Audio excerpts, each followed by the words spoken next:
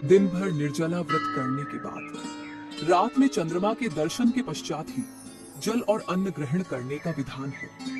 करवा चौथ के दिन पूजन के कई नियम होते हैं, जिनमें से एक व्रत कथा का पाठ भी है।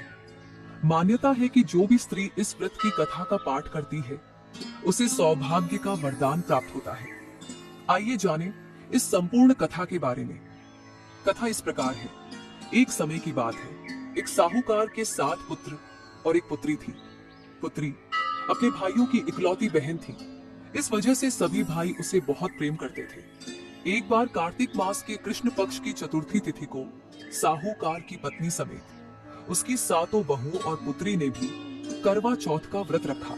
आयु का आशीर्वाद प्राप्त हुआ। इस प्रकार करवा चौथ की महिमा अमूल्य है। जो भी स्त्री इस व्रत को श्रद्धा और विधि पूर्वक करती है, उसके पति को लंबी उम्र का आशीर्वाद प्राप्त होता है और उसके सौभाग्य में वृद्धि होती है।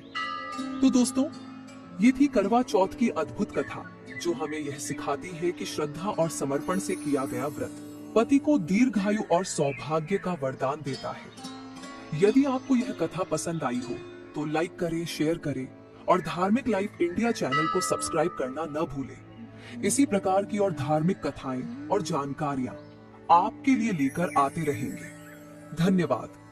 और आप सभी को करवा चौथ की हार्दिक शुभकामनाएं। भोजन ग्रहण कर सकती हो। साहूकार की पुत्री ने यह मान लिया कि चंद्रमा सच में निकल आया है। उसने अर्घ्य देकर व्रत का पारण कर लिया, लेकिन इसके बाद उसका पति अचानक गंभीर रूप से बीमार हो गया। बहन को इस बात का ज्ञान नहीं था कि उसके भाइयों ने कृत्रिम चंद्रमा दिखाकर उसे छल किया था।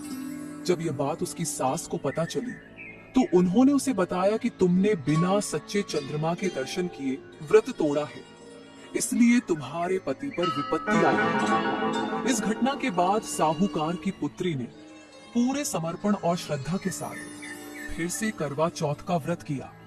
इस बार उसने सच्चे चंद्रमा के दर्शन किए और पूरी विधि से व्रत का पारण किया।